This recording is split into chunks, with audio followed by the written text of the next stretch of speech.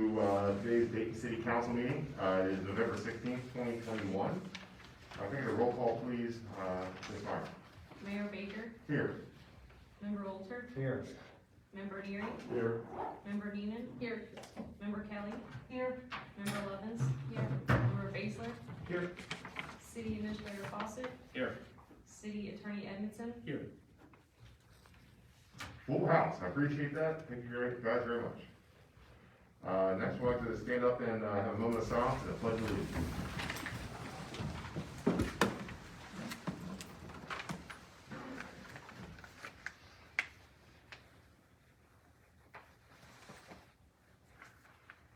I pledge allegiance to the flag of the United States of America and to the republic for which it stands, one nation, under God, indivisible, with liberty and justice for all.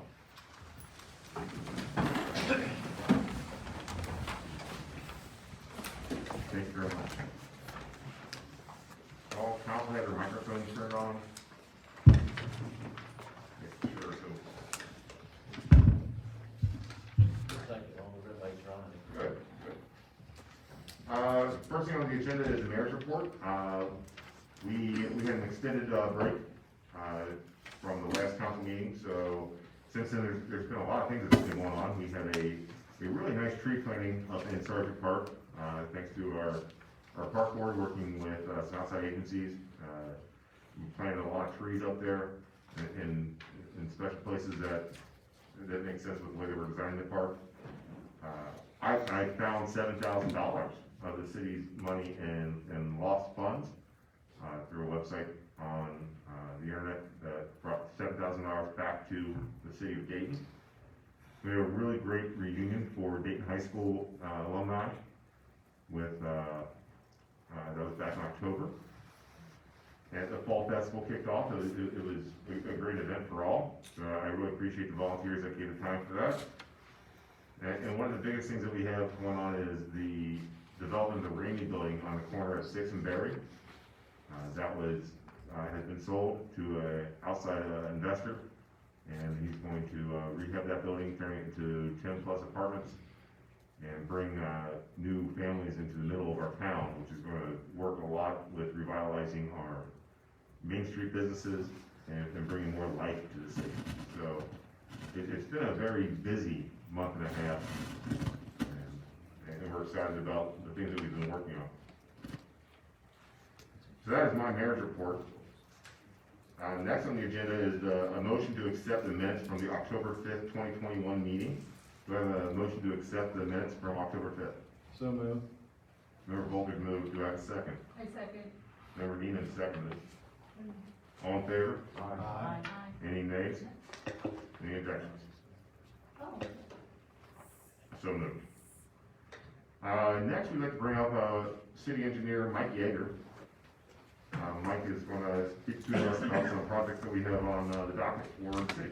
Yeah, so let me just ask Mike to come here. He was going to be here at the last meeting, but it's kind of enough to come 2 weeks later. We've got a lot of projects going on, a lot of things that we're interested in the city. And I said, Mike, I think it would be a good idea to come to the city council and just kind of go through all the different projects and let them know what we are, what the status is, and what the future is for those projects. So, Mike, go ahead. Good evening, thanks for allowing me to make a presentation tonight. For other meetings too, we started trying to do the engineer's report, just a quick spreadsheet on what's going on with the project. So if you guys have any feedback on what that is, or if it needs to be more or less, or whatever, we would definitely like to hear that feedback and go into whatever works best for everyone. As Jay mentioned, there is a lot going on. I think everybody's aware of the Safe Routes to School project. That's a grant project through KYTC and OKI that went out to bid back, I guess bids came back in April. This is before I actually started, but the bids came in a little bit over budget. KYTC requested some additional funds and then kind of drug their feet for longer than they needed to, and then the low bid contractor withdrew his bid. So we've been working with KYTC and the design engineering company that did the work to get this thing back out to bid, and it is back out to bid. So it went out on Thursday. So bids will be due back in prior to the December council meeting. So the expectation is that if the bids come in, within the budget, that we'll be able to bring that to you all next month and hopefully get that thing, moving. There's, a lot of concrete work, it's not a lot of asphalt, so they should be able to get started, on most of the work. But it's along Sixth Street, we've got the bump outs, I think everybody aware of that, and then it's also, sidewalk and multi-use path up along Dayton Pike. So it's the same project that went out to bid back, in April, and it is, out to bid again. Mike, also talk about the next phase of that project, what we're doing on that. Yes, so the other thing is we've got the design authorization for the next phase, of the sidewalk project. So it will tie in at the top of Dayton Pike where this project ends, and then it'll run up to where Fort Thomas just did their sidewalk project too. So This one goes to Chateau Ridge, first phase, and then the next phase will go from Chateau Ridge up to the, up to Fort Thomas, yeah. So it's on the same side of the street as where the, across from Chateau Ridge, but it's on that, yeah, so that's the next phase. So design funds are authorized, and so had a kickoff meeting with KYTC, so with these LPA projects, there's steps that you gotta go through, so it is progressing, but, we do not have the funding in place yet to actually come out and do the survey work yet, but it is moving. Jay, that was a good point to talk about that now. thank you. Mike, when would they be able to, the bids will be accepted in December at the council meeting? Will they be able to pour over the winter, or we have to wait for spring weather? So concrete, you can do pretty much year round, it just depends on what the temperatures are. Like asphalt stuff, the plants will close down when it gets to a certain temperature and won't open back up until March or April, but you can do concrete. If they have a good day, they've got heat blankets, there's ways to do that, so. We can there is a little bit of an asphalt multi-use path that goes up Dayton Pike, they won't be able to do until spring, but the rest of the project they should be able to do throughout the winter. And that path goes more into the park area, where that's, does it connect with the parking area up there as well? It goes through the parking area. Yeah. Okay. On the bid package, is there a finish by date? I don't think so, no. But they don't get paid until it's finished? That's correct. All right. Thank you. And we did, so I'm not sure how it happened the first time, if it just was advertised, but we actively emailed the bid documents out to the really good concrete contractors in the area, so there's a lot that we've worked with in the past that are really good, so we not only advertised it, but we sent it out to more people and hopefully get more bids. First time there's only 2 bids came in, so we did actively advertise and get that out to some qualified bidders. Fifth and O'Fallon, I know, is the one that we talked about the last time I was here, and came up with a solution. So the design plans, we go through, like 30, 60, 90%. And so right now they're considered, I would say 90% done, and how much they got to bid. But this gives you a quick snapshot of kind of what everybody settled on. So it's, north is up. So this is O'Fallon coming up around the corner, so it's gonna actually be, redoing the sidewalk that was taken out at one point, so, detailed turning radius analysis was done to make sure that we could accommodate fire trucks, to get through. And so that radius here on, Fifth and O'Fallon was done with the software. Added stop bars, crosswalk that we talked about, and then the island that goes between Fourth and Manhattan Boulevard. Right now, that curve kind of comes out at an angle, so we'll take that out and actually round that off, and then put in a curb ramp there at the other end of it, so it'll tie into the sidewalk that goes along Manhattan Boulevard. So Mike, I know that we had some delays because of the surveying teams were really backed up and they're done. How quickly do you think that the design will be ready to go? And can we still get this done this winter? Yeah, so it's all concrete work too, so it should be ready in 2 weeks, I would say. Okay. All the way down, and we can get that out to bid or get quotes, however you wanna do that, so. Yeah, I think it's a small enough job. I don't want to go to formal bid, but we have something on the agenda tonight to hire a concrete contractor, but we'll talk about that later on. But maybe at the end of our program, or your program, you talked a little about that since it's in the agenda. Yeah, so that's like the last slide I got, but so Okay. we'll talk about the annual concrete maintenance contract, but if we go forward with that, that would be a good, really good first project for them to start on. Okay. Alright, so that's Fifth and O'Fallon, and we have kept Bellevue up to date on this too, so they're excited about it as well. I have a quick question about Fifth and O'Fallon. Sure. For each task, do you have kind of a, time window of when these are gonna be done? Yeah, so I've got emails about this one. Yeah, so this will be the first one to go. So what Jay was talking about with the survey crew, we had them come up, and so there was 3 projects all at the same time. So it's Fifth and O'Fallon, and then the flooding issues at Fourth and Kenton, and then the flooding issues on Urban Terrace. So they came up and did all that at the same time. And so this was the top priority, and then Fourth and Kenton was the second priority, just because, and I can talk about that in a second, but KYTC has plans, they actually had plans to resurface 4th Street in November. And so when we knew we were gonna do a stormwater project, we held them off from doing that, and they pushed that resurfacing back to the spring. So we wanna make sure we get that done. So that got the second priority, and then Urban Terrace will be third. But yeah, so this would be first. Great. The other 2 projects that we'll talk about need to go to the SD1 board for the 50-50 match, because they're both really good eligible projects that should get funding. But this one would be first, and When do you see Fifth and O'Fallon being done as a project? I would say we could start within about a month from now. I would think they could get out there. And how Just- long would that take? This will not take them 2 weeks to do once they get Okay. started at the most, yeah. So in terms of funding on this project here, O'Fallon will be using municipal aid funding for that, but on the other 2 projects, we can use ARPA funds because it involves stormwater projects. So the one on Urban Terrace and the one down at Kitchen Fourth are matching, the SD1 would be ARPA funds.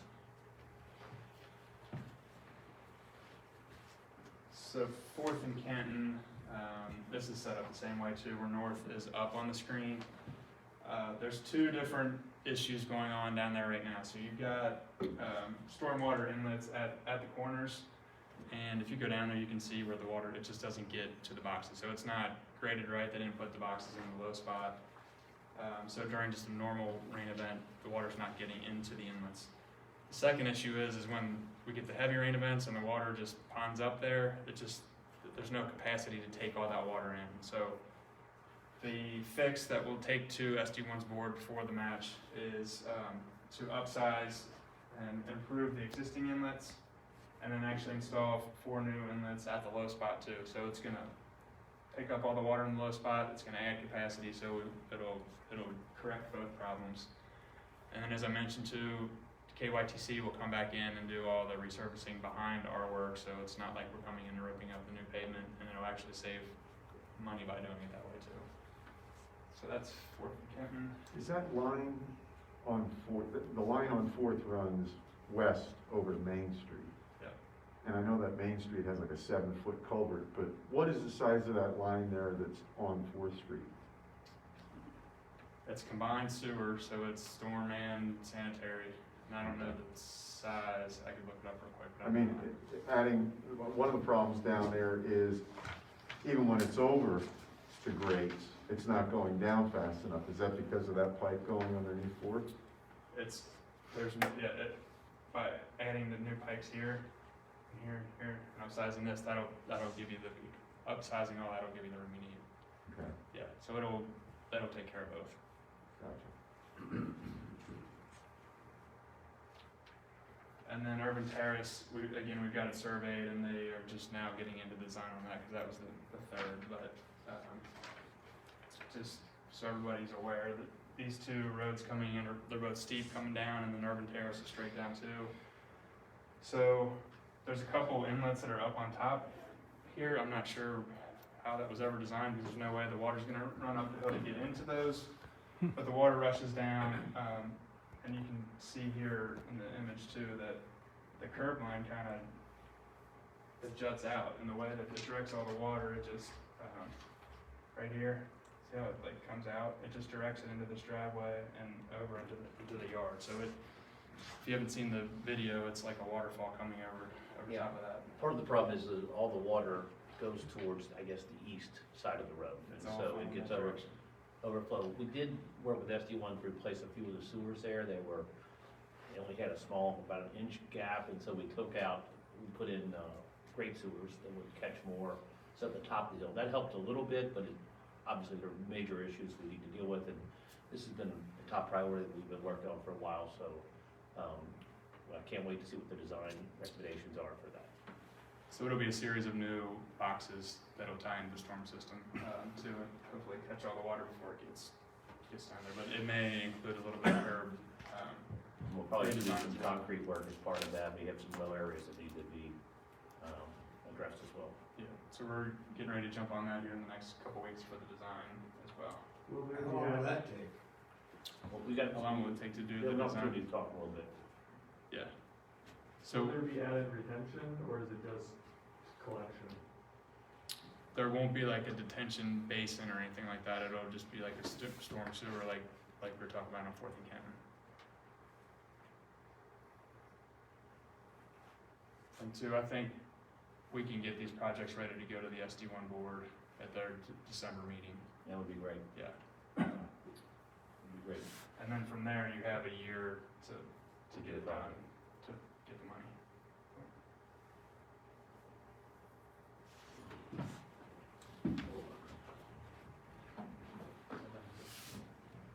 All right, that's- Jared, I'll trade your places if you want. Yes, please. Grab a chair, man.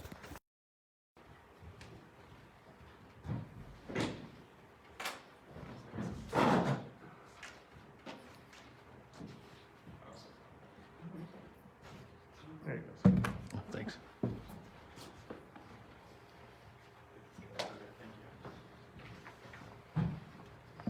So, Army Corps of Engineers coordination, there's been a lot going on there. So, I would just say in the past, they did not have some really good processes in place like they do now. There wasn't as many people in place than they do now, and so there were some things that didn't go exactly correctly. So, one thing we're working on is tow drain analysis. So, Will you explain that a little bit? I'm sure that for many people, they may not know on council, and I didn't know when I first got here what that is. What is a tow drain? yeah, so where there's the earthen levee, you've got the actual flood wall that's ground. They when they built all that to begin with, they put drains underneath. So in flooding instances, if groundwater came in, the tow drains would get water out. So those tow drains have not been inspected. So the Corps sent a letter to the city and basically said that these tow drains need to be inspected, or you need to do a detailed analysis showing that they're not needed for major flood events. So the problem is typically if it was just an easily accessible pipe, you just go get a camera and run it through the pipe and everything. You can tell if it's good or not. But in this instance, there's not a good way to access it. There's lots of 90-degree bends, so you'd have to do a great deal of digging and excavating to even get to the tow drains to do this analysis, and that was not going to be easy. So there is a geotechnical engineer, Dr. Akamalede, I think is how you pronounce his name. I probably butchered that, but he was working with Cardinal Engineering for all the development. So he has all the soil analysis and all the structural analysis that you would need to do that. So he just completed his report. So we went back and forth with the Corps about what they would need. He was going to have to buy some software. I think we got around that, but anyway, his report is done. It's been submitted to the Corps. They're in the process of reviewing that, and fingers crossed that they just come back and say that the tow drains aren't needed and everything's fine. But that has been submitted. And we had to do it because if we don't do it, then they will decertify the flood wall and that the flood insurance rates go up. So we have no choice, basically. Right. Again, again.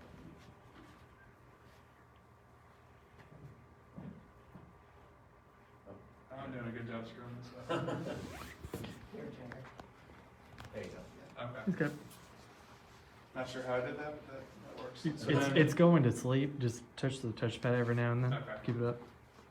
So, Manhattan Harbor too, we've been working with the developer there, and so they did a couple different phases for actually Manhattan Harbor Road.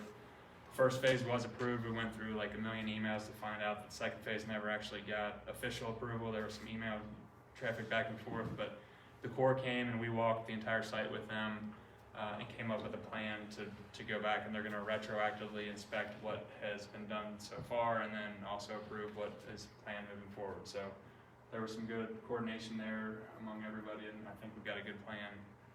Currently, the Corps looked at the plans that were submitted, and they've made comments to, are you gonna get into that at all? I don't know. They made comments about the road, and I think that the developers engineering team is now responding to those comments, right? Yes. So they did provide feedback, and then there's a back and forth process where the engineer will submit documents back, and then we'll finally get approval. So it's been, I will say, they're very happy with the communication that they're getting now. I think Jay's done a fantastic job just reaching out and being proactive with them, and I think that has helped a lot. So, yes, so they're reviewing everything now. And you're referring to the section from Tapestry around the curve going up towards 4th Street, Very correct? Right. Okay. So the second phase includes the Berry Street connector too. So it's kind of from there all the way around. And that's under review as well. Right. Gotcha. And then there's emergency action plan. So if we get this catastrophic flood event, they want to have an emergency action plan. So Rick and I are working on getting the documents together for that. Hopefully that never happens, but it's good to have that plan in place. So we are staying in constant communication with the Corps. This is the dead end of 7th Street, just off of where Dayton Pike comes up, and so there is a hillside slippage coming down to the north. And so one thing that we're working with is Duke to try to get the utility poles relocated from one side of the street to the other, just so that they can come in. So the first step to do the analysis is to come in and do boring. So they come in with a drill rig and actually drill down and figure out how deep it is to bedrock, so that they can design a retaining wall. And so they can't get their equipment in with the lines and holes where they are right now. So the first step is going to be to try to get those lines relocated to the south side of 7th, so that they can come in and do that. And then once they do that, we can get a good idea of what it would cost to stabilize that, and then we can really start looking for funding sources, because that stuff is not cheap. Right. So that's where we are on 7th Street. Stormwater issues, there are multiple stormwater issues in addition to what we've already talked about. So just saw some video, 209 3rd Street the other day. It was a big swimming pool in her backyard, so that just popped up. We've talked to the folks at River Point and trying to schedule another meeting to talk with them. That issue is, so SD1's got 2 different funding sources. They've got the 50-50 public match, and then they've got the a third private match. So we think that the River Point issue is going to be a private issue, that will be a third, which is private a third, city a third, and SD1 a third. But scheduling meetings with River Point to figure out kind of what their comfort level is and how quickly they want to move on that. And then Grant Park, we walked up and down Grant Park with the Homeowners Association. I guess it's been about a month ago. But they've got several issues, like you can see in the bottom right-hand corner of the screen. They've got sump pumps that outlet towards the street, and then a lot of the downspouts. And so there's places where you get this water issue, and then with the winter coming up, there's last year too, it's this terrible icing issue. So our crews are coming up with a plan that would be eligible for the 50-50 match through SD1 to alleviate this issue as well. So it's going to be similar to what we're doing on Kenton, where there will be new stormwater inlets to tie into the existing system. Ironically, when we did the walk, we also discovered that 3 or 4 of the water meters were leaking. We called the water district and we were able to get those fixed. So those are fixed, and water's not leaking from there. But the bigger problem are these sump pumps. See, that was on an old pay lake, old fishing lake, and natural springs there, and the springs continue to discharge water, and the sump pumps are getting water out of the basements or near the properties, and so they should have been tied in to the storm system. There's just a separate storm system there, but for whatever reason they were not. The newer homes at the end of the property are tied in, but the ones from, I guess, beginning subdivision down to the newer properties are not tied in, so it's a issue. And we've got 3, we're gonna do a test project on, we're gonna try to fix 3 of them, see how that works out, and if that works out, we'll move on. We're talking to the homeowners association about contributing a share to it. The city would contribute a share, and SD1 would do a share, so they were supposed to meet on that, I thought last week. I haven't heard back from Ben Walls, who's kind of my contact there, about that, but I think they were supposed to discuss it, so that's where we are with that. And then a couple upcoming design projects, so the Dayton Pike sidewalk is the one we talked about, that'll tie in and go up to Fort Thomas. And then Riverfront Commons, the Eastern Trail, also, we just had a kickoff meeting for that, and so the existing trail starts down here and comes up and kind of ends right in this area here, so KZF did the design for phase 2, which we've been working and coordinating with them and KYTC to get that moving, and that is very, very close to being finalized. So the plans have finally been approved. KZF is working on updating the specifications so that can go out to bid for construction as well. So The hope is to start that in the spring, Right, in it the should. season. you have to start by spring at the latest. But yeah, it's been a lot of coordination on that, but finally we got some movement. Their project's gonna start here, and it actually comes up to this other outlet. So phase 3, which is the design phase, will pick up here and go behind, and then actually pop up and get onto the roadway network and tie in at 4th Street. So that will, as soon as the funding is designed, we'll get out and do the survey and get that thing rolling as well. So the third phase is probably a couple years away from construction, don't you think, Mike? Yes, so it's gonna be coordination with the Corps, which usually their review itself takes about a year. So it's about a year of design, a year of review, a couple months of tweaking from their feedback, and then get that out to bid for construction. And so the other piece that we looked at, so coordinating with Rick, so the trail that's on top of the levee is about due for resurfacing, replacement, and so got to talking, and instead of just paying that in city budget, we said, why don't we just apply for a grant and see what happens?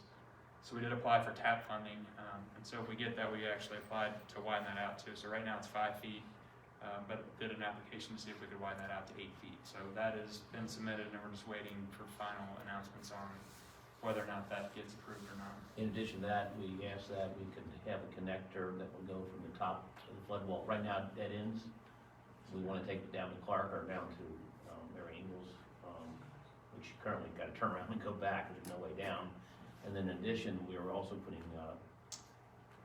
conduit in place while we're doing it, while we've got, if the money's available, that would be, it's an add-on, but if we can, we put conduit in while we're doing it, so in the future, we put lighting on the, we won't put the wiring and the lighting itself, but we will put conduit, which is the same thing that we've done down on the River's Edge project, right, Mike? Is there conduit down there on the River's Edge project? Yes. So there's there's conduit, yeah. So that both those could be lighted in the future when we have funding opportunities to do so. Would that be concrete or asphalt? I think it's probably next to concrete, isn't it? It's been concrete, the first phase, and then the phase it's going. The conduit, is it next to the concrete? It's not in it, is it in the concrete? It's next to it, yeah. Next to concrete. No, I'm talking about along the top of the riverfront where it's currently macadam. Will that be concrete or? That's set up for asphalt the way it was set up in the application. Okay. Which is fine, gives it more flexibility. Yeah.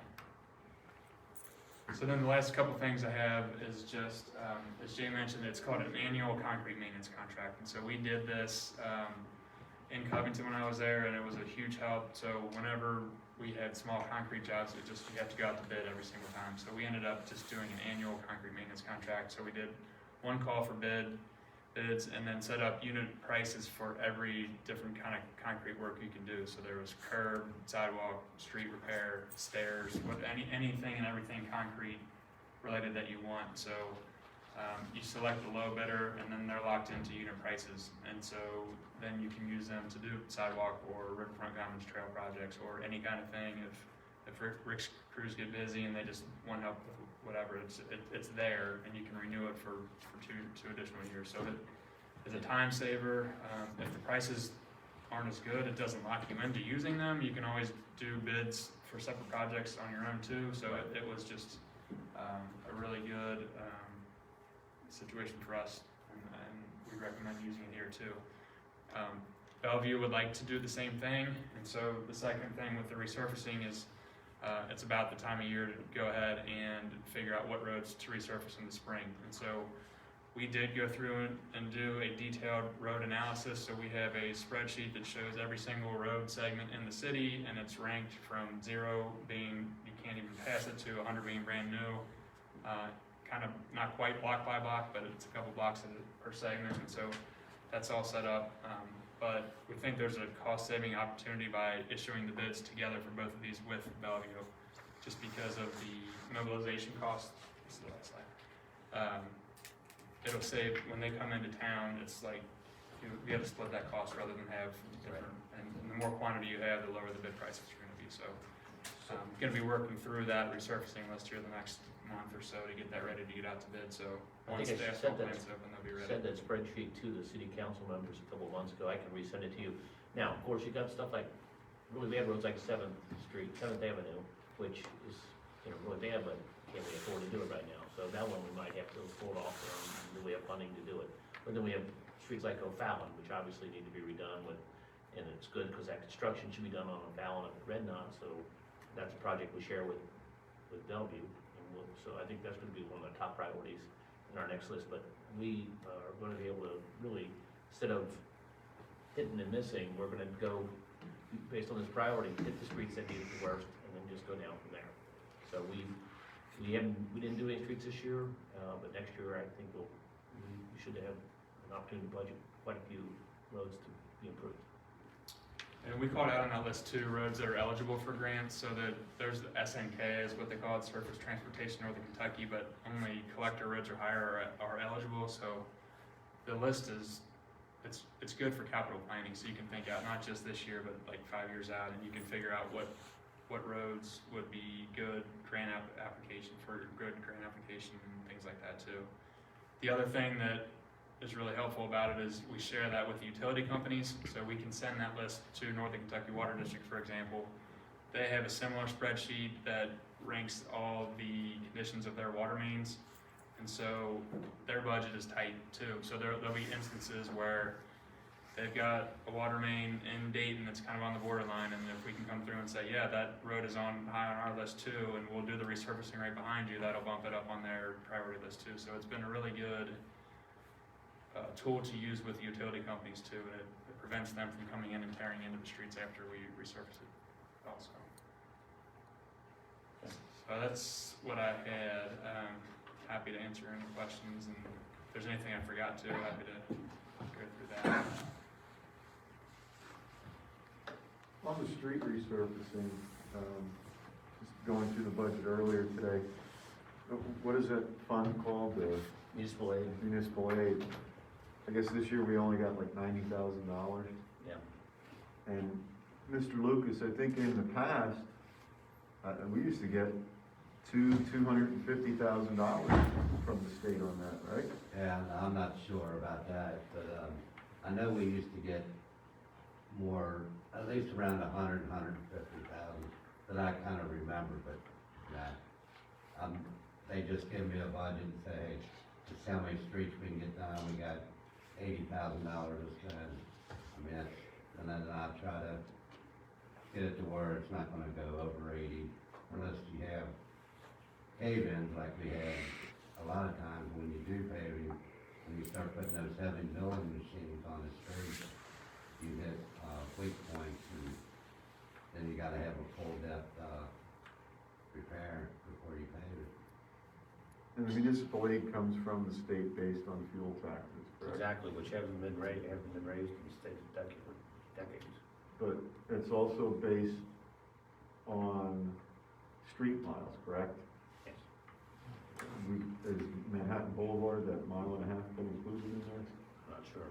It should be, it's dedicated road. Okay. The allotment has gone down year after year. Yeah. For everybody. For everybody.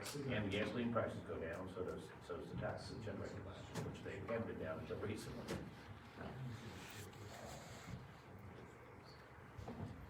Does anybody on Thank you very council, much. Thank you all. anybody on council have any questions for Mr. Yeager? Anybody else? Thank you, Mr. Yeager, it's a great report. Thank you. And again, Michael, you're gonna be doing a written report for the council every month, kind of follow up on these projects? Yes. Okay, thank you.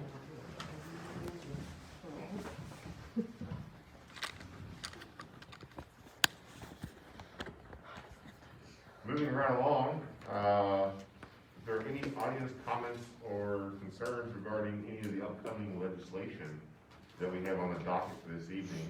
The podium is welcome to you. There is a 3-minute limit, and you're welcome to take the podium at this time. Anybody from the audience have any comments about upcoming legislation? And close it out, 3, 2, and it's closed. Moving along to legislation, we have a second reading tonight of 2021 number 18, updating the official zoning map. Ms. Meyer. City of Dean, Kentucky ordinance 2021 number 18, an ordinance updating the official zoning map for the City of Dean, Kentucky to expand the central business district zone to include properties along 6th Avenue between Clay and Main Streets, 701 Berry, and properties on Berry between 5th and 6th Avenue. And that is the second reading, so we'll need a motion to accept, the ordinance number 2021 number 18. Do I have a second, or do I have a motion to approve? I'll make a motion for 2021. Member Lovins has made the motion, do I have a second? I'll second. Second by Member Kelly. Roll call please, Ms. Meyer.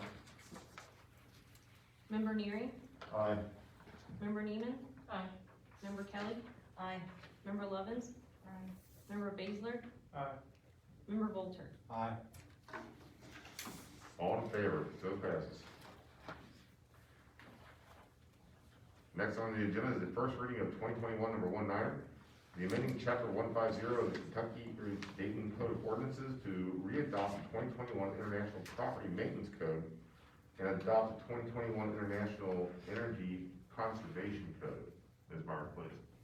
City of Dayton, Kentucky ordinance number 2021 number 19, an ordinance amending chapter 150 of the Dayton Code of Ordinances to readopt the 2021 International Property Maintenance Code and adopt the 2021 International Energy Conservation Code and amend other provisions to conform with the City Code of Ordinances. That is the first reading. Thank you very much. Second first reading on our agenda tonight is the first reading of 2021 number 20, amending section 37.15 and section 99.99 of the City of Dayton Code of Ordinances to establish civil penalties under these concerns. Ms. Myers, please. City of Dayton, Kentucky ordinance number 2021 number 20, an ordinance amending section 37.5 and section 99.99 of the City of Dayton Code of Ordinances to establish civil penalties under these code sections. Mayor, I'd like to have Cassie come up and talk a little about this. Sure. The reason why we're doing this, I'll give a little bit of background. We have a pretty cumbersome process in terms of code enforcement here. We do in order to get people to comply with our building and internet property maintenance codes. We looked at other cities and also the Petaluma City's model ordinance on fines, and we feel like that process that's set forth by KLC and another cities is a much better process. So on your dais here, you should see this little chart here from Gary that's pulled up as well. Cassie, can you talk about it? This is to show what our current process is in terms So, of. yeah, so our current workflow is at the top. So basically what happens is, we're going out, we get a complaint, just say we get a complaint, we go out, we look at the violation, we send a notice of violation, we go back, say we give them 7 days, we go back, we send them a second notice of violation. Go back 7 days later, we send them a citation. Go back 7 days later, we send them another citation. So it's our new way of doing things is gonna make my job, I'm not gonna be visiting the property. So we're gonna go out, we're gonna send them a notice, we're gonna send them a citation. Then it's kind of thrown in their lap to get into contact with me when it's completed. So right now, I'm spending so much time going out and checking. So if I do, let's just say if I do 60 notices in 1 month, then I'm going out 60 times the next month, the next month, plus we're adding 60 more. So it's kind of a process that it's gonna be a big time saver. We can, code enforcement can spend more time doing other things versus riding around and checking the same property 5 and 6 and 7 times. It also, the thing I like about it is it throws it kind of into their laps. So say at the end of that 7 days, you're not finished, you're getting a fine every single day until you either contact me, get it fixed, or we're gonna file liens. So it just saves a lot of time, and I think it's gonna target the people that we want to, focus on, or the vacant landlords, vacant properties, things like that, so. So the good thing is the continuing violation, so once you're cited, every day they don't fix it. And so you'll still have flexibility like you do now to work with Yes. people who are trying to make, changes. And we recognize there are some people that are on limited incomes, and so Yes. we're gonna try by the end of this year, put together a program with some of our ARPA funds that allows them to get some loans that would be, they would be either low interest or no interest loans from the city to a certain extent, as long as they met a income threshold, they make under a certain amount of money, and they have to be own the home. It's not gonna be for third-party landlords, it's for home ownership, who also have certain income limitations. And then what happens is we'll put a lien on their property, give them the money to make it, the improvements to their property, and then when they sell the house, I refinance it, that loan gets repaid, and it's a revolving fund. We can use those funds again in the future. I don't know how much we'll be able to budget initially, but, and we'll probably have some limitation on how much you can get. But for those people that are on limited income, we have a lot of elderly people in this community. Yes. That would be an opportunity for them and the city to help them, make repairs to their house. So I'm working on that now. We'll hope to have something together. And so that will help address some of these issues. Some people that can't afford to do it, well, we give you an opportunity to do it. And so we 99% of those people do contact us. So people that really have a hardship, or, they've had surgery, there's a lot of people right now that are ill, and they, kind of are leaving their cans out, things like that. I'm more than happy to work with those people. Right. So we do have, it also, if you look at the length of the process, it's gonna take, just one case is gonna go from 147 days to 33 days. So it's gonna cut off a lot of time. I think for the, vacant properties, for the absentee landlords, things like that, our problem properties, it's gonna be a lot easier to start filing liens Right. a lot sooner. I'll have more time to spend on that. I just think overall, it's a much, much better, easier workflow, for code enforcement. It's just, So after, as long as they contact you after the 7 days, and it's not necessarily 7 days. Say I come out and I said, you need to paint your porch. Well, it's December. as I'm we not say, gonna say, I'm not you gonna have to get this done in 30 days. I'm gonna give you till spring. before you find them, They have a 10-day period. They have a 10-day period in order to. to reach out to the Right, city. if she doesn't, that 10 days is over. Okay, then, Right, Then the clock starts. then after the 10 days. okay, so if they ignore you. There's a final then- order that says you're in violation after 10 Okay. days. Right. Okay, that ties into what my question was, is how it then falls in with the code enforcement board, so that Well, folks it's weren't like you get a getting blizzard penalized. Yes. If they, generally, if they're responsible property owners, they'll contact her with the notice, say, what do I need to do? And we start the process, and the Okay. fines don't start accumulating. It's only when they don't ignore it that Yes. they start. Okay. And like I said, 99% of the people that wanna fix things, they wanna take care of their properties, they're the ones that are getting a hold of me, Yes. So it's just really for the people who refuse to respond or do anything? Right. Okay. Yes. And it makes, for myself, it makes me, you know, and I have to go visit the property 6, 8, 10 times, you know, so it frees up a lot of things that I can do, work on other things for code enforcement, so. No, I like it, we give a lot of warnings. We do. We give more warnings We do. than, We do. And I hear that a lot, and it's, you know, a lot of people that'll call in a complaint or email a complaint, they'll email that same complaint like every 3 days. And I think, you know, they don't understand that it's a process. You can't just go, you know, to somebody's house and say, you have to fix this tomorrow, you know? So I think a lot of people don't realize that it is a process. This will speed up the process, so, yes. Yeah. Do you have anything else? No, and Cassie does a great job working with folks who wanna work, so I think this will just help us with Yes. our ongoing code enforcement activities, which we've really stepped up in the last 6 months or so. Mhm. And Cassie's done a great job. So we're also gonna do these same penalties with our zoning code. We don't really have any issues with that, but occasionally we do. But in order to do that, we have to go to the planning commission and they have to review it and make a recommendation to us. So the next planning commission, that's gonna happen and then that will come back before you. These same penalty provisions will go into effect as well. And later on in my presentation, we're gonna talk about our top 10 list Mhm. and our new top 10 list. So we'll wait and Cassie will come back up and share with you some thoughts on that. Well, what are the fines per day? $100. Okay, wow. So this is based on the KLC model ordinance, and I think you all adopted that in Morgantown, right? When you were there? Yeah, it was $100 per day fine. If you were a repeat offender, it was $500 per day. so, I can see that. Thank you, Kevin. Thank you. So again, that was a first reading of 2021, number 20, for section 37.25.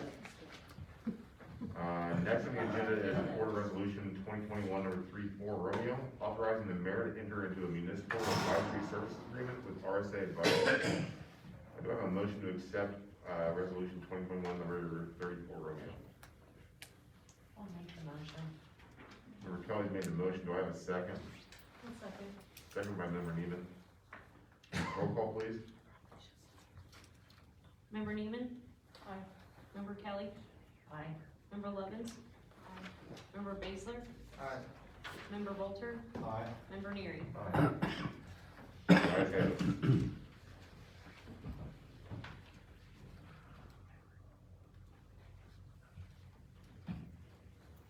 Second order resolution we have is number 2021, number 35, Romeo, appointing Gene Cole and Mandy Metz to the Dayton Housing Authority. Do I have a motion to accept Gene Cole and Mandy Metz to the Dayton Housing Authority?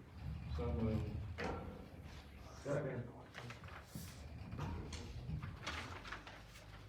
I have a motion and a second, do I have all, Ms. Myers, please? Member Kelly? Aye. Member Levens? Aye. Member Baszler? Aye. Member Volter? Aye. Member Neary? Aye. Member Neiman? Aye. The ayes have it, 100%. And, after we pass, I wanna recognize Mr. Gordon Henry, who is, in attendance tonight. He is, our Dayton Housing Authority Director. He's done a great job in the last year or so that he's been in his role, and, making sure that everyone has nice, comfortable, safe living in Dayton. Yeah, I can come with you for a minute. Yeah, please, please. Thanks for making that happen. As we all know, it's been a crazy year and a half with COVID and been having some issues with my board, just not having board members, so been only able to focus on our day-to-day operations and not really be able to focus on bigger projects and trying to improve the quality of life for the residents of the Dayton Housing Authority. So with getting new board members, I look forward to working with them in order to provide more than just nice quality affordable housing for our residents, but also to be good stewards for the city of Dayton as a whole and to continue to partner to improve our little area down here. So if there's anything people need, just feel free to reach out. I can pass my information on to the Mayor and Jay, and, our office is open, so, the first few things we would like to do is, look at security and lighting and kind of brighten up the area, partnering with the schools. This past year, we worked with Cincinnati Bell to bring supplemental and complimentary Wi-Fi to the area, to the residents and anyone in the area. So that's something we wanna continue to look forward to and how we expand and, not just benefit our residents, but the residents of Dayton as a whole. So, thanks for letting me speak. Well, Gordon's here, I will say that we do have, one more position open on the Dayton board. That is correct, yes. And we also have one on the Board of Adjustment, one on the Parks Board just recently, I learned, and also one on the, Civic Activities Board, I believe as well. So if there's anybody at home watching and you wanna be involved in city government, we've got some great opportunities for you. Reach out to me and let me know. We implement a draft, right? What's that? We implement a draft. Yeah. Gordon, thank you very much for Thank your you, work. guys. I think the work that you did with Cincinnati Bell to provide Wi-Fi access to our residents who may not have access, especially in times like this when we're doing, virtual learning. Make sure that our kids are keeping up with everybody else, and it's so important. So thank you so much for your work. Thank you.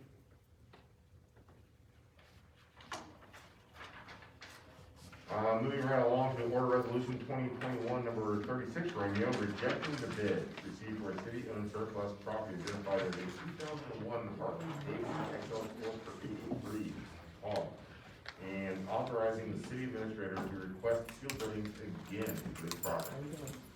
Do I have a motion to move on 2021 number 36, Romeo? So moved. Member Volter's moved. Do I have a second? Second. Member Nyman, second. Nina, I apologize. Ms. Meyer, please. Member Levens? Member Raisler? Aye. Member Volter? Aye. Member Neary? Member Neiman? Member Kelly? Aye. The ayes have it 100%, so we're gonna put out the bid again. If anybody wants to own a 2001 Harley, that's, what you wanna do, here's your opportunity, put it in the bid to the city, make it high. The difference is this time we're gonna put it on govdeals.com, which is an on-site out, online auction site that deals with government surplus property, so hopefully we'll get, what we think will be a more fair offer, than we've gotten the last 2 times. Now, will we be doing that going forward for any other items I think we have? should, I'm thinking we should, we'll probably do it, You know what I mean, just to make it fair Traditionally that as we have well. a standard Yeah. process in Yeah. place. But we still have to put it in the newspaper though, right? yeah, I think we're still required to do that by state law. But this is your opportunity, if you wanna own a hog, get on it. We have a couple of extra resolutions coming up here, 37 Romeo and 38 Romeo. That involve the issuance of some, IRBs, industrial revenue bonds. I think Mr. Parsons, who is, in attendance this evening, might wanna speak to council possibly regarding this. If so, Mr. Parsons, you're welcome to have the podium.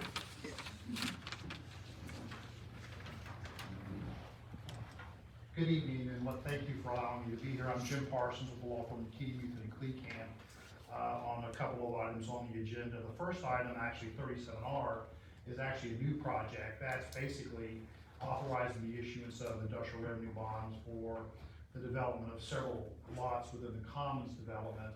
About a total construction cost of about $12 million for additional condominium developments relative to that. So again, we have a master pilot agreement dealing with this particular situation, so these bonds will comply with that. The city actually will receive frankly 100% pilot payment. There's no, and it will be dispersed accordingly in accordance with the TIF agreements relative to that. Again, the bonds that are issued by the city are not a debt of the city. You have no responsibility for their payment. It just allows this project to move forward relative to that. I'll address the other one quickly, just so you'll have information. That actually, the one for it's not technically issuing bonds for that particular project. The waterfront, the city's already issued those bonds. All we're doing is there's an additional loan. When they did the construction on that, the bonds amount was tied to the loan.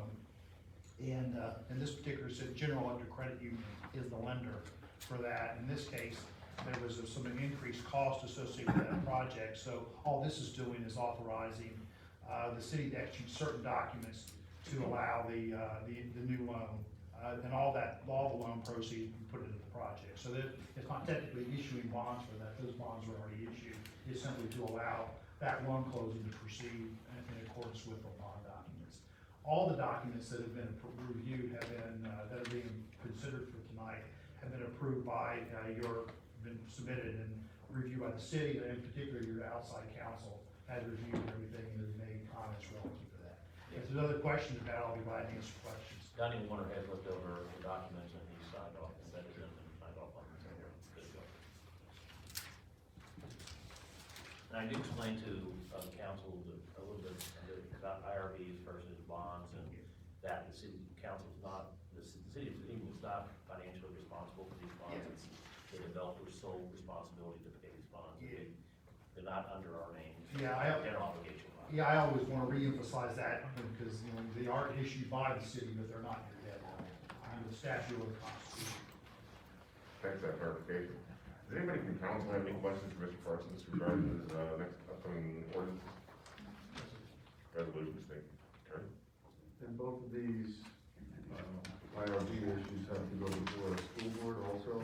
They're already incorporated into the pilot agreement. The reason they need to go to the school board, it's part of a pilot agreement relative to that, and there's some issues on the subordination of the pilot mortgage to those loans. So that's the school board involvement. This is, the school board's a party to that master pilot agreement for all. Thank you.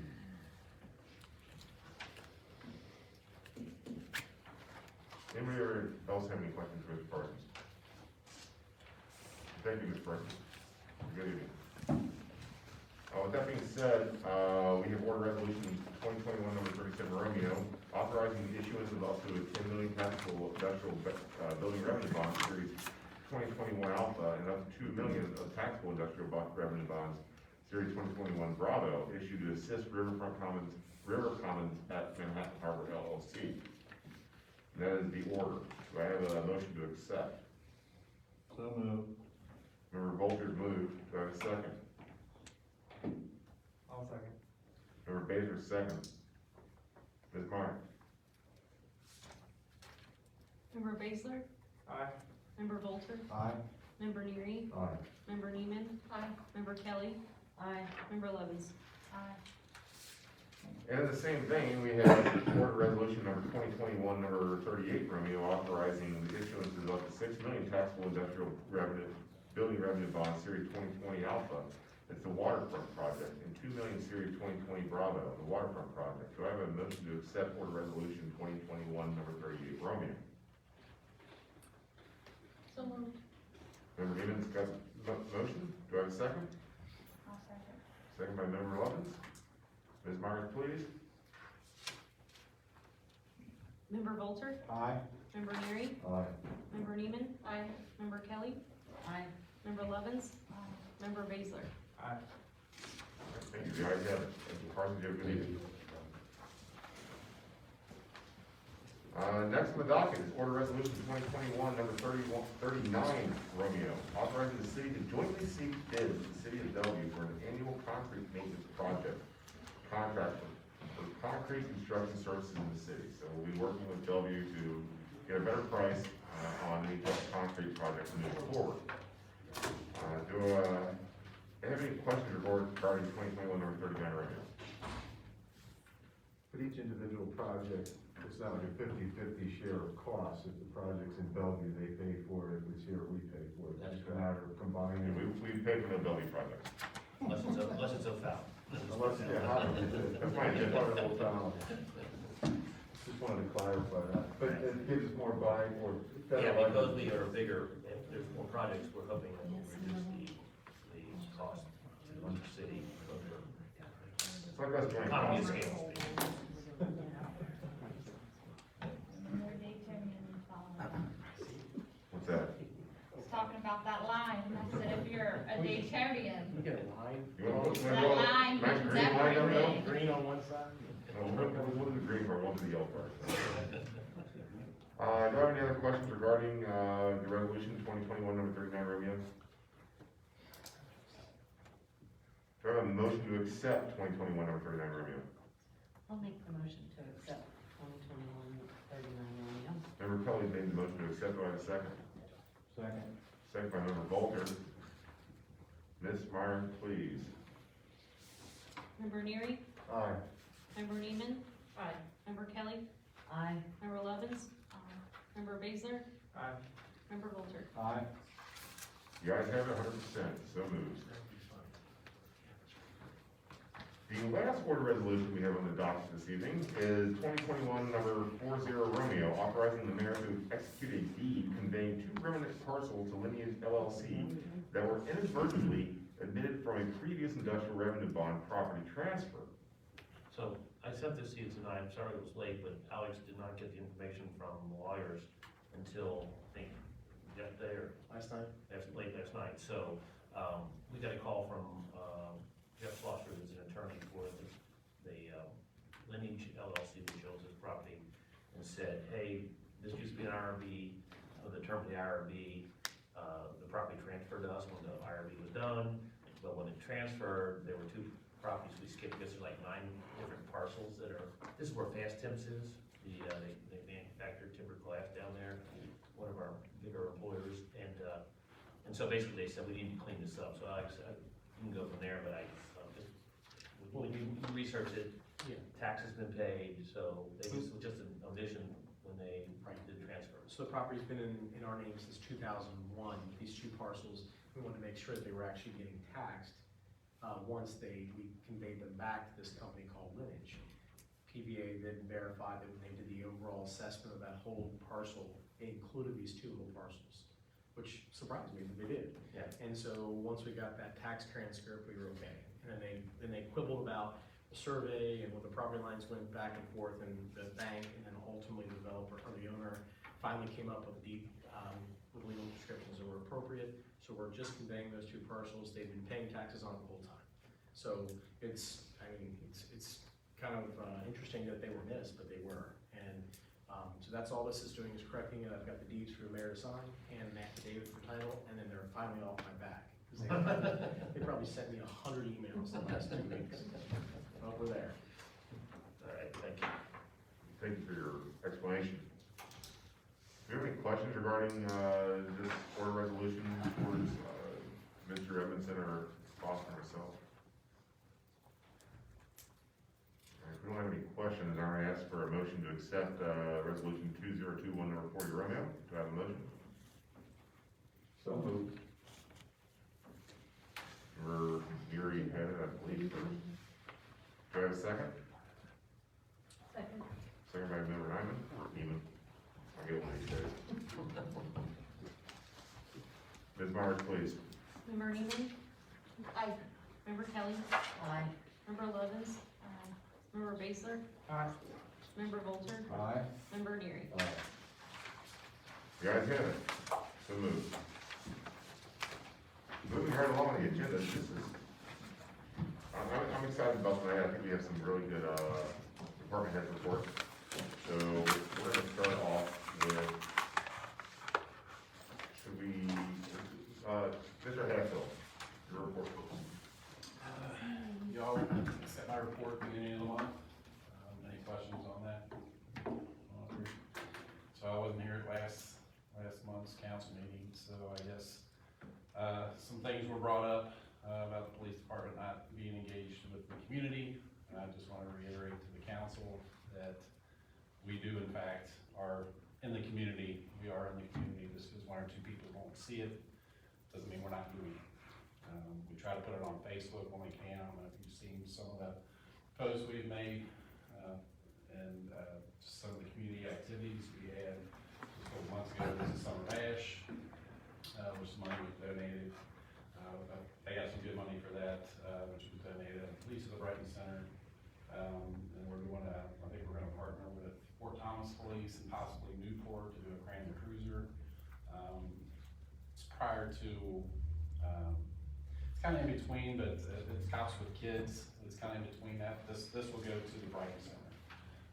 So everything we get donated will go directly to the Brighton Center. Where Cops and Kids, you have specific kids that you take shopping and things like that. So it's more Cops and Kids is more individual, and the Grand Cruiser is kind of a help out for the Brighton Center. So I just want to reiterate to you guys that we are out in the community. Like I said, some people don't see, but, you know, we make a presence, we wave, and, you know, we. I was gonna say, your bash, actually, you guys donated the money to Light Up Dayton.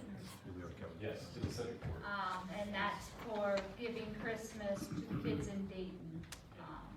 So, you guys did do a pretty good amount of money there. So it'll be nice to see the Grand Cruiser. Bellevue's doing a similar event, so we don't have a Kroger in Dayton or a big store in Dayton that we can sit out in front of, so we're gonna try to partner with Newport and Fort Thomas, maybe do a Target or the Kroger in Newport. Try to get a bigger response, so that kids. Chief, I will tell you that, Jared's gonna talk, City Administrator Jared Parks gonna talk in a minute about the survey that citizens did, and the police department comes up very good, a number of comments saying that they do enjoy the engagement, so not everybody feels the way that some residents feel. Right, I mean, some people don't see everything we do, it's hard to, we need to be a little bit more, I guess, social in the media, social media, try to get stuff on the, Facebook page. We've been having problems with the Facebook page that we have right now, as far as posting and responding, to messages and comments and things like that, so it might be something we might need to, shut it down and maybe try to get a new page, started back up, but, and we're always out into the businesses, we're going into the stores, we're shopping Dayton, so we try to get out as best we can. It's just, sometimes it's hard, and, you know, sometimes we're visible, and sometimes we're not, and that's how we like to do things, so.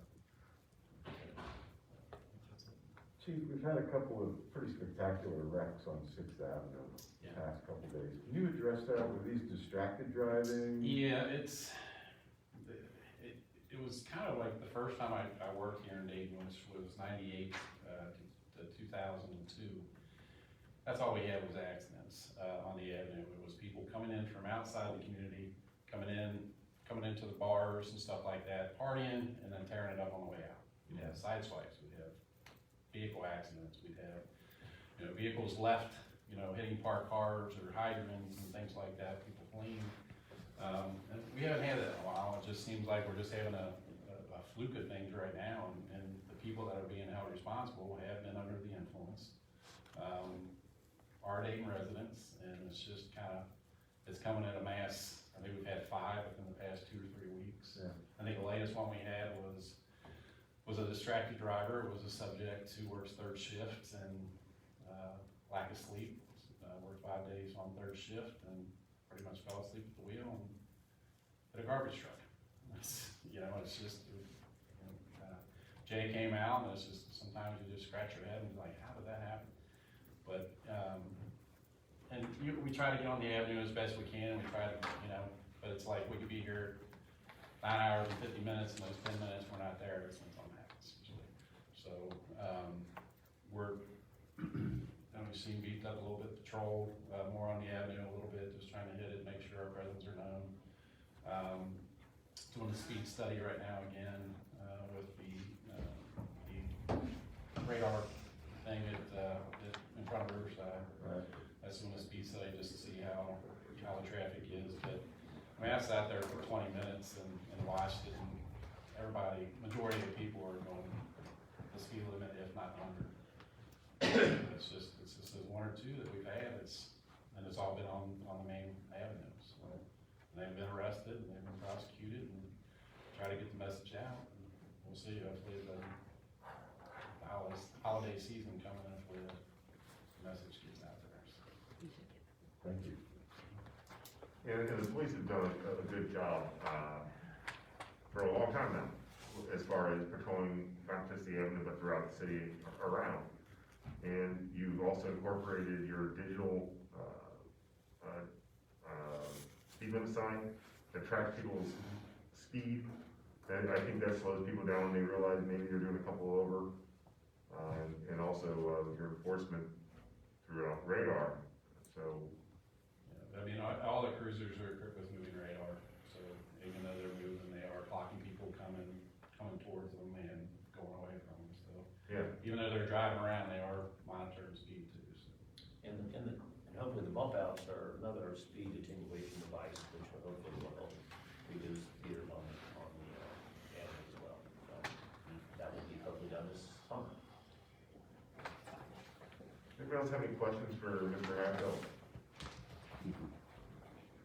All right, well, thank you very much, Chief, for your time. Have a good evening. Mr. Atkins, podium is yours, sir, for the fire department. I wasn't signing at all. Thank you, sir. You all have my report. Any questions on anything that I submitted? Couple things I want to touch on. One, I want to commend Jared and the police department and Cassie and Rick and everybody in the city for the Halloween Touch a Truck event that we had there in front of the firehouse. That was apparently well responded, and everybody seemed to enjoy it. So it was kind of like a last minute thing. So Jared did a really good job of getting that in place. So and everybody was very well received, interacted really well with the kids. So that was a good thing. I have one that was out with COVID. He is healthy. He's back. So knock on wood, we're still seeing COVID patients almost on a daily basis. I'm getting notifications from the hospital if we transport somebody that ends up being COVID positive. So we're still taking all the precautions there. You'll see the guys out in the pickup truck or the trucks messing with hydrants. It's that time of year, winterizing hydrants. So we're going out and checking. We're lubricating the stems and the caps. And they're supposed to be draining, but if we have some that aren't drained, we'll drain them, and then we'll come back in 2 weeks. If they're still not draining, we'll let the water district know so they can handle those. I have several members in the next month or so going to be doing some training outside the department, just getting some extra leadership training that we can't offer within. So we'll be sending them out. So it's good for them. We're getting ready to gear up for our Christmas program that we do every year with the schools. We'll get 5 families from each school from their resource department, and we'll meals, and then we'll make sure they have a Santa Claus. And we always, like I said, we do that every year, and that's like 20 years now, 21 years. I can't remember exactly how many years it's been. So that's getting ready to start ramping up and start doing stuff for that as well. That is really about all I have. It's a lot. So. Is the CPR classes for anyone to sign up? So what happens is, if somebody calls and asks for one, we try to get them scheduled. We normally don't, unless we do like a community CPR class, but if you have some people like, Dayton schools, they need their coaches needed to get CPR certified, so they call and say, hey, can you do a CPR class? I'm like, sure. But we offer it to the community if they want, Yes. like they have to call and request it, you don't just say, hey, we're gonna have a CPR class. So before COVID hit, we did a community CPR class, and we may try again if things, continue in the spring, try to get one out. But usually what happens is we wait, and if somebody requests one, we'll try to do one. We try to do it for more than just one person, because it takes a time, for a member just to do one-on-one, so if we can get 2, 3, or 4 people minimum to do a class, we will, but we have several instructors that can do CPR classes. And then I do have, who's responsible for painting hydrants? So, the water district owns them. We mark them. If you notice, they all should be marked now with reflective tape. And they're color coded based on the flow, the blue, green, orange, and red. And they're based on the amount of water coming out of them. We tested them back in the summers to get some accurate flows. But we don't paint them. We try not to, because what happens is if they're not painted the right way, then they're painting over the stem that we use to lubricate the barrel. And, I guess the water district actually owns them. Great question. I know years past, they've had convicts have come out and painted them or something like that. That's the reason we use the reflective tape, because that's just easier for us. Because you've got some that are all yellow, some that the red caps are painted, and that way we just kind of. We talk about city and updating things, like updating our curves and just the fire hydrants. I would be happy if the Would people make that have a huge difference. If people that had them in their yards kept the yard waste, not yard waste, but like, weeds, things like that, if they kept those trimmed back, because there's some in some yards that, we have to kind of go looking for. So. that's illegal, I mean, don't you have to have access to those, like, is there something? Is there an ordinance? I can't answer that question for certain, so. I mean, if they're, that's probably on public property or an easement, so they should not be keeping you from getting those hydrants in their special yard. Right, I mean, when they don't, it's just, and I'm saying from the standpoint of at 3 in the morning, if we're trying to find a hydrant, if they've got them trimmed back, that makes it a little easy for visibility wise. But again, we've hit them all with, reflective tape, so if there's any light, whether it's in the afternoon or in the morning, we should be able to. And if we see one that's kind of in the weeds, they may have actually, trimmed it back and pulled some weeds back themselves. But I know there's a couple places, and it's actually some commercial property where they're kind of hidden, and we've kind of said, hey, we got to clean it up for us a little bit, and they have, so. Yeah, I mean, I think we could, you all could, or Public Works could, I think all those things are in public, public property or public easement, so I think you have the right to go on there and do that. Yeah, I don't think in Dayton there's too many that are on private property or in the yards. I know there's some in Bellevue, I'm trying to think. They're actually set back off of the sidewalk or off of the roadway, so. Well, it's the same emphasis for snow removal around Yeah. fire hydrants. Oh, yeah, that time of year, they're out plowing and stuff gets piled up, so. Whose responsibility would that be? I mean, I guess it. And I do the one in our neighborhood, but my house catches fire, I want you to be able to plug in quick. Right. It's one of those things that we ask it's a reminder we will put out to the people that have the hydrants in their yard, say, hey, clear them out for us, but I don't know if there's an actual law or responsibility who that falls on, because I mean, if you read stories, and I know you follow fire service, but if you read stories every year, there's always, hydrants are hidden, in the Northeast, they'll actually put, almost like a bike flag attached to them, that are elevated with a reflective flag on it for just that reason, because if they're covered up in snow. But here in Dayton, all of your guys know where all the fire hydrants Yes, are. and we've got them marked, we actually have them plotted, with coordinates through an app that we have, so we know, we pull up on the fire, we know where the first 5 hydrants within the 5 or 6 blocks radius are, so. And that, going out, and we always send the new guys out every year to winterize them, doing the flows, so that gets them familiar, because it is, we've got over 300 hydrants, so but we all pretty much know where the hydrants are, we know where the good water is, where the not so good water is, it's got smaller water lines, things like that, we just know. It's part of the job. Thank you. Thank you all. Anybody else have any questions for Mr. Atkins? Thank you for all you do, Chief. Thanks, sir. Have a good evening. Mr. Lucas, podium is yours for Public Works, sir. Everybody should have a copy of my report. Staying busy right now, we're starting on Christmas decorations today. We got a lot of those up on the avenue. And we're focusing on leaves and getting the trees decorated and stuff like that. That's really all I have right now, because I mean, we're gonna be tied up with this for a while. Rick, I want to express my appreciation to your department and your crews for all the work done with Fall Festival and the Dayton Alumni Celebration. I don't think people realize how much work you guys do prepping for those and breaking them down and cleaning up afterwards. So I just want to publicly recognize the hard work you guys do. I appreciate it, I'll let you guys know. But, no, we're just staying busy. I just have a question about, the leaf removal. Are we gonna have, kind of in the past, I know if you call the city and let them know that you're gonna be curbing a bunch of leaves, are we still gonna be doing that, or Yeah, like? we've already picked up, a couple dump truck loads. Do they have to call, or if It they? makes it easier on us, if they call, then the girls will send me an email, and that gives us the location. And, in between what we're doing that day, we may be able to run out and grab them, or it may take a day or so to get there. Okay. We try to get them up as soon as possible, before the wind doesn't scatter them again. Yeah. But we're gonna be pretty busy with the trees at the monument. Hey, I'm ready, I'm all for it, it's my favorite. But, I'm even taking a day off work, so I need to know what day that is. I'm gonna do the city building tomorrow with the reef and the tree there. And I'll there's an elf that goes on the city building. And then I'm gonna probably start on the Pine Tree side. Is it elf?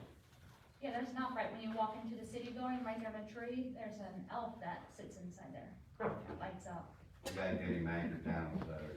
Correct. And then Becky Mays has started the flower pot, she started the museum, I seen her out today, so. She's the best. I love her. Yep. And we're still getting the streets swept twice a month. They'll be here today after Thanksgiving, Friday after Thanksgiving come in. And that sweep will be double swept both sides of Fourth Avenue. And that's really it, staying on catch basins and stuff, keep them moving. So Rick did also put a banner sign up on the Mamie/Burton building, recognizing the partners in that with the city logo, and looks nice. Appreciate you doing that, and we're pretty excited about that building because it just got state approval for historic designation, and that now goes to the National Register. And once that's done, they'll be able to come in and start doing the work. We've done a bunch of work there, but thanks for putting that banner up there. No problem. And that's it for me. Anybody's got any questions? Questions, Mr. Lucas? I want to thank Cassie, you, and Jay for taking care of the erosion control issues up at 10th and Walnut. We were up there the other day, 1,000 times better than what it was before, still isn't perfect, but, for working with that developer to get that under control, I appreciate it. Yeah, you put a lot more stuff up there. That's Kathy's doing there probably. She stays on. She stays on. I tried. Her shoes were muddy. I tried. I'll let her know when I see problems, and I don't really deal with, Red Knot, but, I know who to get the work done, is Red Knot. Getting those catch basins cleared out was a big thing, too. I Yeah. appreciate that. All right, that's it for me. Thank you, Thank you, Rick. Rick, for all you do. for your team. Jay, be gentle all week so we can get our Christmas lights up on the monument. Okay. That's my direction. Because we like lots and lots and lots of lights.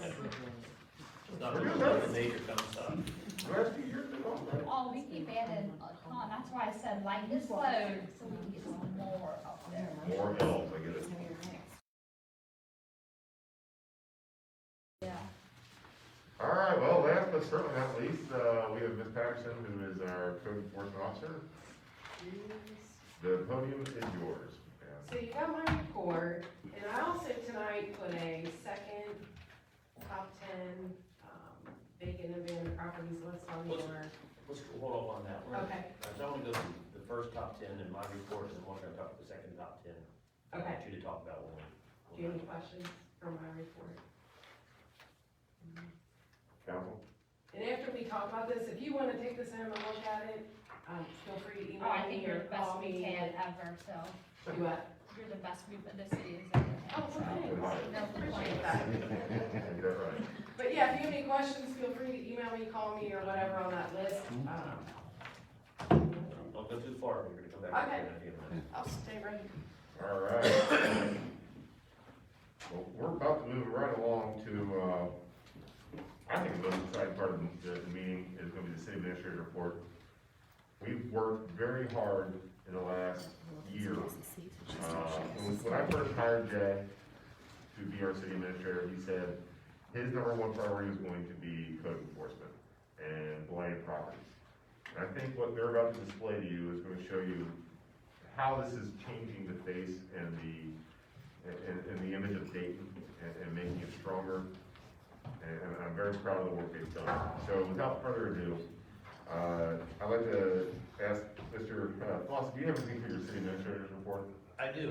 Mainly I want to talk about the top 10 list and where we are on that, just to give you an update on that. And then I want to talk about the next 10 list because we're in pretty good shape there. And then Jared's going to talk after I get done. He's going to take part of my report and talk about our survey, our citizen survey that was Jared did. He did a great job. He put it together. He sent it out, and we had a tremendous response. And he's going to talk about what the survey showed in terms of city services, people inside the city. And so, Jared, if you would, instead of that, we've already went through that one. How about go to the top 10, the first 10. So it's gonna be online for people? Yeah, we'll put it online. You have those?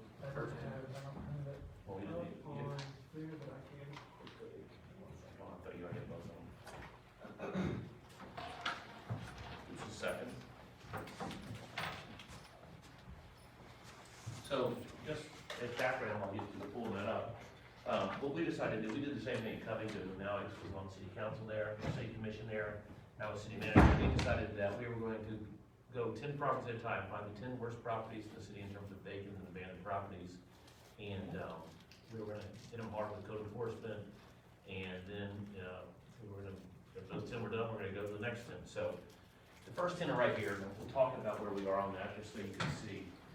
So number 1 was 701 Boone Street. We all know where that is. It's the very bottom of Dayton Pike, and which is actually called Boone Street down there, in 7th Avenue. That house was there, and then it was demolished this summer. Now it looks a nice little green space there.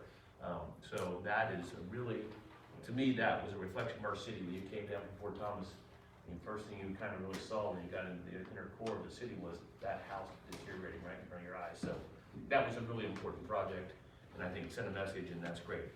2 doors down, 705 Boone Street. Foreclosure's been filed, it's in progress. The problem with this is we have several deceased individuals that we have to go get a warning order attorney, separate attorney that goes and tries to find them, and then they report to the court. They're notoriously slow, as you know, Alex. So I think Jim Daly's been working on them, trying to get those folks to get the reports in. Once the reports are in, we'll be able to send that to a foreclosure sale, and hopefully we can, the property's in worse shape than this one, we can acquire it and demolish it too. So we'll have, both of the properties will be gone, and that whole area will be much better because of it. 1109 7th Street, as you can notice, these are all in the same area, and so that one and 1015 both have some issues, and this was scheduled for demolition, but we pulled off because there are a couple tax liens on that. There's several tax liens here, and the only way we can clean up that title is to put those in foreclosure and get a master's commissioner's deed. So we're holding off on demolition here because we don't want to demolish that until that process is finished. But those are both in process, and we're hoping to have both of those scheduled for a sale here in the near future.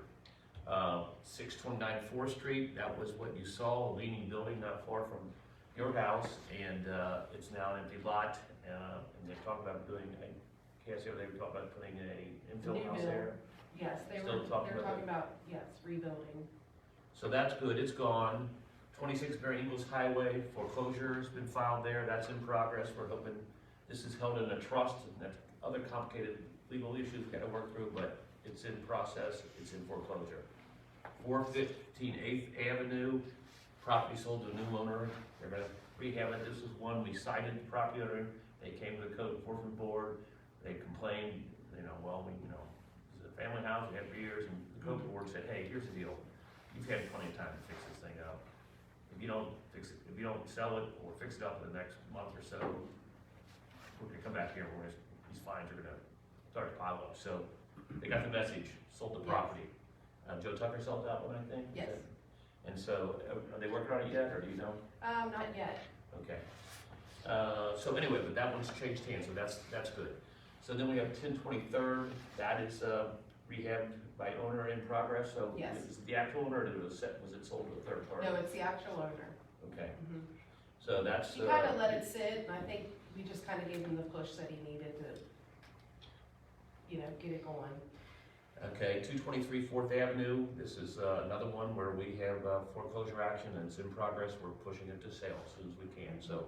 And then finally, 313 6th Avenue, this beautiful house has been sitting there vacant and just horrible, was, we put a foreclosure lien on it, and I think that was the last straw. He finally sold the property.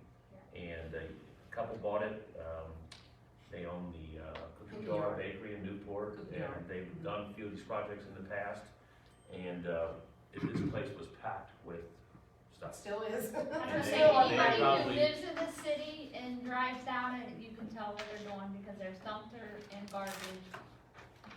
I know. But you can tell they're working, but you Right. can tell Yeah. it's And they had to take 5 dumpsters out of here Yes. already, and there's still plenty of stuff in there, so they're working hard to get that taken care of. So I just want to give you an update on everything, and so because everything's in progress, we're heading in the right direction, we decided, all right, we're ready to do our second top 10. And that's what I want, Cassie talk a little bit about this and what these properties are and what we're doing. So our second top 10, and you can look at these, they're a little bit, 219 4th, That is, basically the owners have walked away, all the mail's being returned, I have an idea that they're living in Covington, but we can't really prove that, so we're preparing liens. All these have, some code violations, some of these have paid their code violations, actually. So then, 217, that is a vacant property, I've been in close contact with him. He is,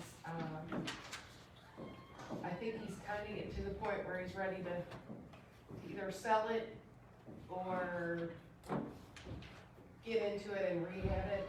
I think he's more on the sale side, who knows, but that's one that we've been kind of pushing hard. I did finally get him to change the flag out because it was terrible. 31, Mary Eagles, that is a, he's deceased and, apparently his family, I think that's the one that you checked, the family signed off on everything and it's just kind of been sitting. Right now, it's in, the bank is maintaining it.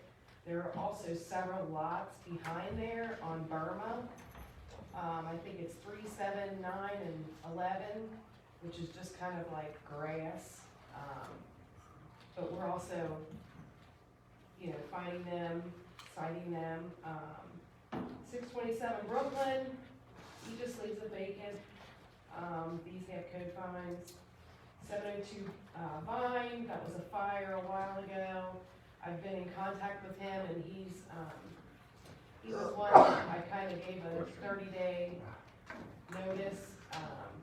He says that he has a buyer, so we'll see. That's one that's probably gonna wind up going to code board if he doesn't, you know, get on the ball with that. No, 823 4th and 507 9th are both owned by the same person. He is a real estate agent who's done several flips in the city and he does a really good job. However, he's kind of just, I don't know if these are kind of out of sight, out of mind, but we've been really harping on him about these, getting them fixed. He just sold one on the 3rd that he flipped and he made a very nice profit. So he has. I think he'll do it, but we just need to Yes, push him. give him a little push. 515 9th, that's one, the bank is maintaining that also. I've talked to the neighbors, they seem to think that, apparently he passed away, his girlfriend lived in the property. It's a cute little place, it just is sitting empty, you know, and we all know when it sits empty, it just kind of deteriorates, because they do the bare minimum. They get the grass cut, and that's about it. And then 811 Thornton, that one's already in foreclosure. That's a rental right now. It's a nice structure that the building Yep. look like. Yep. Yep. And I think, 930 Maple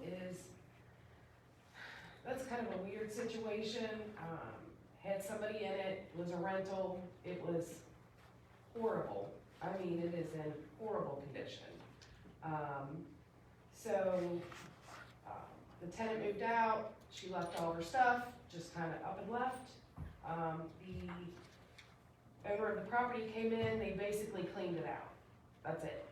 I mean, there's broken windows, they've been cited, they pay all their fines.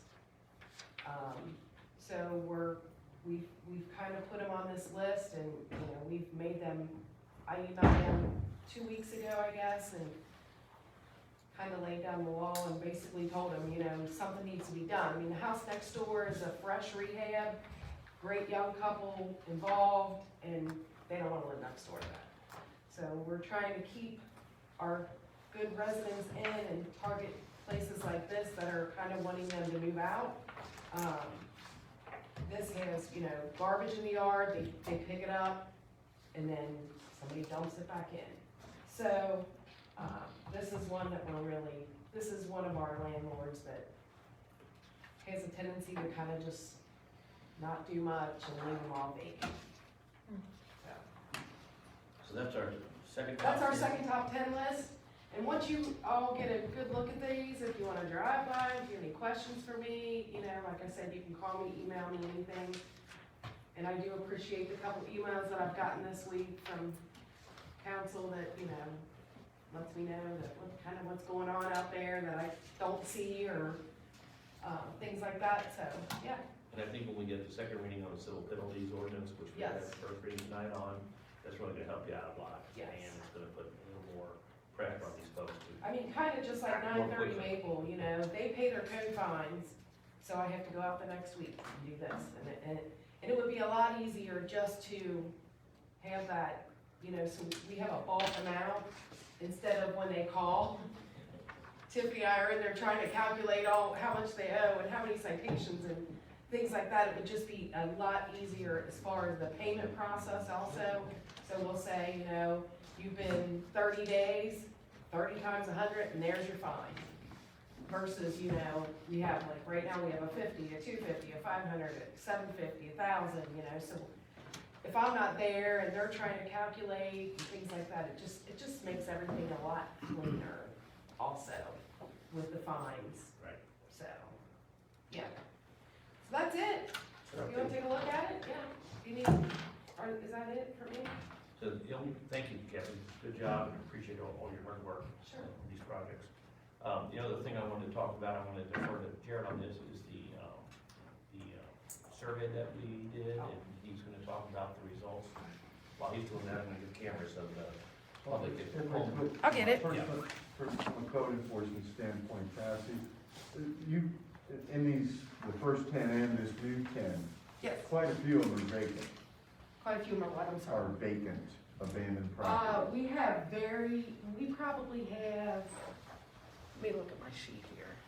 I don't think we have any on this list that are, yeah, none on this list have anybody in them. They're all vacant. So are they being taxed at that higher vacant rate? So we have a few that are. And have they paid the what is it, $500 to register as a vacant? A few of them have, Okay. yes. Yes, a few of them have paid the $500. We have, of course, the ones that aren't, so the ones, most of these that are vacant have tenants that are, owners that have just either passed away or, but yes, the ones, so the 930 Maple, yes, that's paid. The, let's see, 702 Vine, paid. 31 Mary Ingles, I think they paid that. I'd have to look, but I think quite a few of them have paid the vacant property registration, yes. So, yeah. Of course, if, you know, somebody's deceased, it's kind of hard to get a hold of them. But that still goes on the liens against the property. Yes, yes, Thank you. yes, sure. Anyone else have any questions for? That's what I do. Okay. All right, Jared? All right, so move on to Mr. Barks.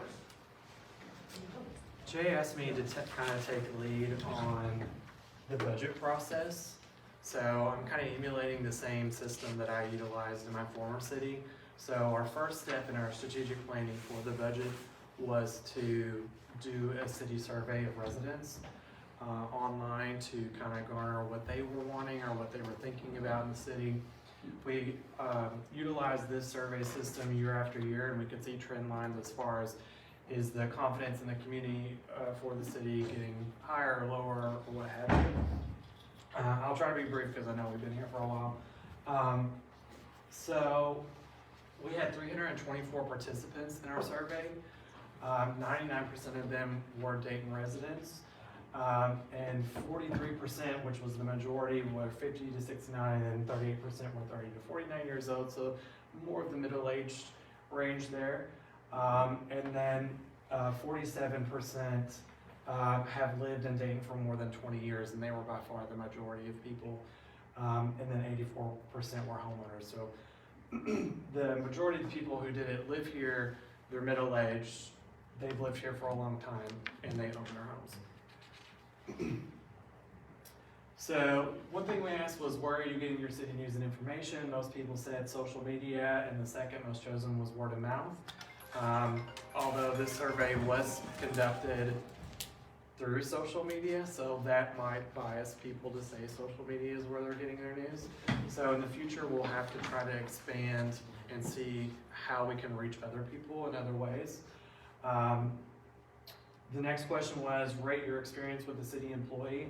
64% of people said they had excellent interactions with city employees, and throughout the surveys, we had wonderful comments about every department and interactions that community and citizens were having with staff, which was great. The next one was rate City of Dayton parks. 11% said excellent, 62% said good, 23% was fair, and only 4% said it was poor. So pretty good reviews there as well. Lots of comments in your packets concerning the parks. A big debate was Gilliland versus Sargent Park, where should the funds go? And there were people on both sides essentially. Dayton Events was next. 12% said excellent, 57% good, and 25% fair, and then a small section there said they were not good. What I found most of the comments suggesting in that particular question was that they didn't know when the events were happening. They wanted more advertising and not just being reliant on social media and online venues. They wanted to see more signage in the community to be able to kind of ascertain when these events were going to be happening. Next was rate the city of Dayton's downtown. A little more people there had a fair choice there. I think people recognized that the city was improving, but the downtown area was not where it should be or where they wanted it to be. And there were a lot of suggestions in your packet for ways to improve that. Safety in Dayton, this one was worded a little bit differently, but 25% said they always felt safe in Dayton, 61% said they most of the time felt safe in Dayton, so pretty good scores there. Next was Dayton streets. This was our worst chosen, I guess, field, where looks like 36% said they were good and 48% said they were fair and 17% said that they were in poor condition. Lots of pothole comments in the suggestions there. Next was rate the city of Dayton as a whole. 64% said the city was good, 24% fair, and then it looks like 4% said that it was not good, so pretty good scores there as well. And then last, how would you rate the city of Dayton's trajectory? Most people said 63% that the city was headed in the right direction. 15% said that it was the same, and 8% said it was headed in the wrong direction. So primarily, people are seeing that the city is going in the correct direction. And then lastly, I just had some considerations for future surveys, and that was when I was mentioning that we need to expand not just through social media and online venues for survey takers, and that was in some of the suggestions as well. We thought about mailing out surveys with property tax bills and then having a drop box in the office so people could drop it off there if they wanted to. And then when you look at the demographics and how the majority of people have lived here for a long time and they are middle-aged and they're homeowners, how can we get renters? How can we get people that are new to the city to participate as well? And then lastly, how can we get youth? And I thought about maybe partnering with the high school or something and getting surveys to the students there to see what they would want as well. Good idea. So in your packets, there are 32 pages of comments. So lots of good reading material, I'm sure you'll enjoy some of that. So are there any questions for me about the survey? I think it's excellent, the fact that 63% of the people say that we're moving in the right direction, and I forget what the percentage was who lived here more than 25 years. So we're talking 3 or something like that. Yeah, I mean, a majority of the people that answered the survey have been here a long time, and most of those think we're going in the right direction. That's a good sign. I'd like to see something to consider similar to this would be some kind of a survey with all of our businesses. Sure.